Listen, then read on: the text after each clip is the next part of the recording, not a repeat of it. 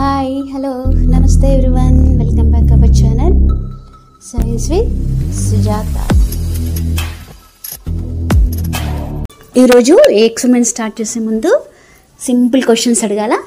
ఏంటంటే first one, ఈ ఆకులు ఏ కలర్లో ఉంటాయి? ఇదొక ప్రశ్న అంటారా?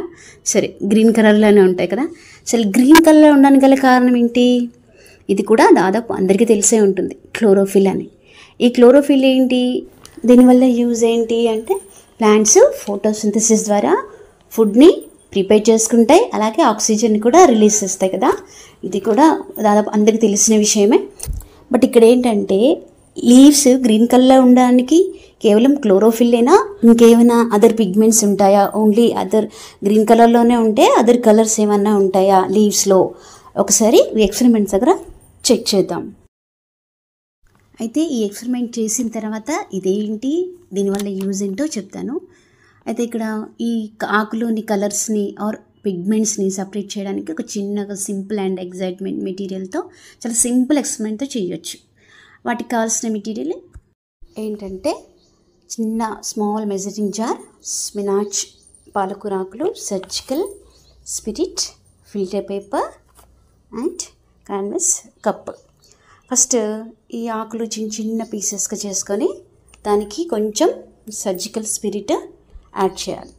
అంటే వాటర్ని ఎందుకు యాడ్ చేయదంటే ఈ లీఫ్లో ఉండే పిగ్మెంట్స్ అంటే అదర్ కలర్స్ పిగ్మెంట్స్ ఉంటాయి కదా, అవి వాటర్లో తొందరగా డిజాల్వ్ అవ్వవు. కాబట్టి స్పిరిట్లో అయితే త్వరగా కరిగిపోతాయి అన్నమాట. అందుకని స్పిరిట్ని సర్జికల్ స్పిరిట్ ఆర్ ఆల్కహాల్ ఏదైనా ఎక్స్పెరిమెంట్కి యూజ్ చేయొచ్చు. ఇలా కొంచెం సర్జికల్ స్పిరిట్ యాడ్ చేసి ఈ లీవ్స్ని బాగా క్రష్ చేసి దాంట్లోని ఆ లీఫ్ని మొత్తం కలెక్ట్ చేసి దాంట్లో నుంచి కొంచెం లీఫ్ జ్యూస్ని, ఆ ఆకు రసాన్ని సపరేట్ కప్లో కలెక్ట్ చేసుకోవాలి.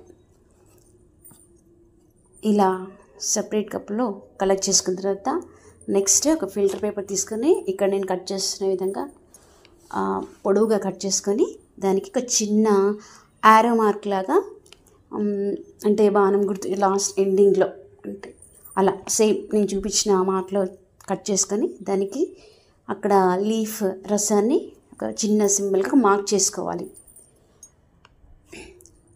ఓకే, కనిపిస్తుంది కదా. ఇలా మార్క్ చేసుకున్న తర్వాత నెక్స్ట్ మళ్ళీ సర్జికల్ స్పిరిట్ తీసుకొని కొంచెం స్మాల్ మెజరింగ్ జార్లో అక్కడ తీసుకోవాలి. నెక్స్ట్ ఈ లీఫ్ని మార్క్ చేసిన లీఫ్ ఆ ఎండ్ పార్ట్ మాత్రమే ఆ స్పిరిట్లో మునిగేటట్టు చూసుకోవాలి. ఓకే, ఇక్కడ మనం కేర్ఫుల్గా అబ్జర్వ్ చేసినట్టయితే ఇక్కడ స్పిరిట్ ఈ పేపర్ గుండా పై సైడ్కి మూవ్ అవుతున్నప్పుడు, అంటే గ్రీన్ కలర్ మార్క్ ఇచ్చాం కదా ఆ లీఫ్ రసం, ఆ మార్క్ నుంచి వెళ్తున్నప్పుడు దాంట్లో అంటే సాల్వెంట్లో అంటే స్పిరిట్లో కరిగిపోయి దాంట్లో ఉండే కలర్స్ అనేది ఒక్కొక్క స్పీడ్ దగ్గర ఒక్కొక్క కలర్ అనేది సపరేట్ అయిపోతూ ఉంటుంది అన్నమాట. ఇలా సపరేట్ అయిన కలర్స్లో ఒక డార్క్ గ్రీన్ కనిపిస్తుంది కదా, డార్క్ గ్రీన్ పిగ్మెంట్ ఏంటంటే క్లోరోఫిల్ ఏ. ఈ క్లోరోఫిల్ ఏ ఏంటి, ఫోటోసింథసిస్కి చాలా హెల్ప్ అవుతుంది.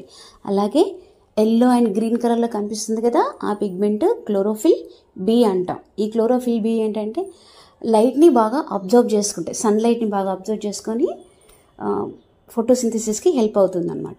నెక్స్ట్ ఎల్లో కలర్లో కనిపించే రీజన్ గ్జాంథోఫిల్ అంటాం.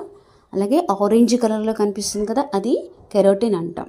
అంటే ఈ 4 పిగ్మెంట్స్ గ్జాంథోఫిల్ ఆర్ కెరోటిన్, ఈ పిగ్మెంట్స్ కూడా ఫోటోసింథసిస్ అంటే సన్లైట్ని బాగా అబ్జర్వ్ చేసుకొని క్లోరోఫిల్ని ప్రొటెక్ట్ చేయడమే కాకుండా వాటికి ఫోటోసింథసిస్కి హెల్ప్ అయ్యి ఫుడ్ ప్రొడక్షన్కి ఆక్సిజన్ రిలీజ్ చేయడానికి హెల్ప్ అవుతాయి అనమాట. బట్ మనకు కనిపించే పిగ్మెంట్ ఒకటి క్లోరోఫిల్ ఒకటే అనుకుంటాం, కానీ మనకి ఇన్ని కలర్స్ ఇన్ని పిగ్మెంట్స్ ఉన్నాయని క్రోమటోగ్రఫీ ద్వారా మనకి తెలుస్తుంది. This is our today experiment.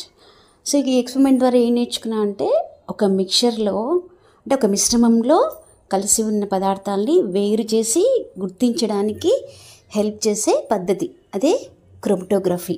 అంటే chromatography is used to separate and identity components of a mixture.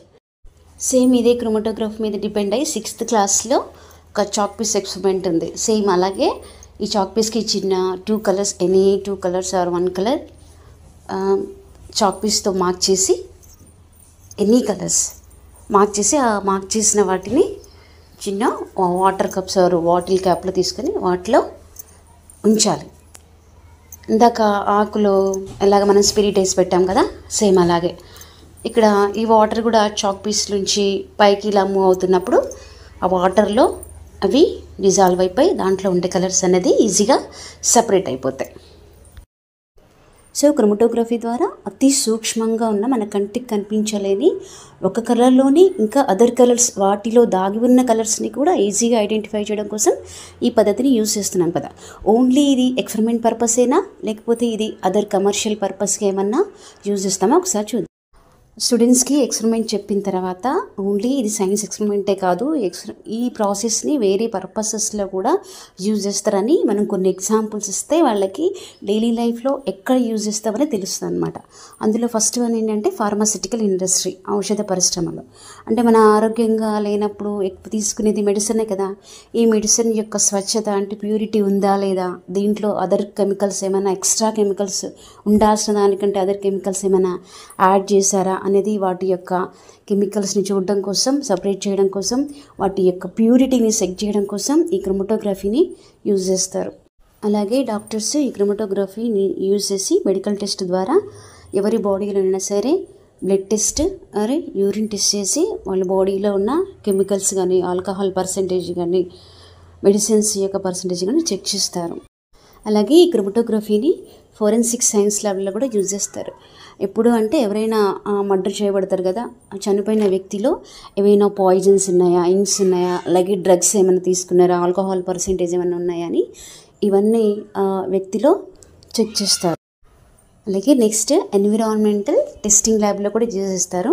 వాటర్లో అండ్ ఎయిర్లో పొల్యూషన్స్ ఏమైనా ఉన్నాయా అంటే వాటిలో హార్మ్ఫుల్ కెమికల్స్ ఏమైనా ఉన్నాయా, అలాగే వాటర్ యొక్క ప్యూరిటీ, ఎయిర్ యొక్క ప్యూరిటీని కూడా చెక్ చేస్తారు. అలాగే డైలీ మన వెహికల్లో యూజ్ చేసే పెట్రోల్ అండ్ డీజిల్లో ఇంప్యూరిటీస్ని అంటే ప్యూరిటీ చెక్ చేయడం కోసం కూడా ఈ క్రోమటోగ్రఫీని యూజ్ చేస్తారు. నెక్స్ట్ వన్ ఏంటంటే food adulteration. Food adulteration means what?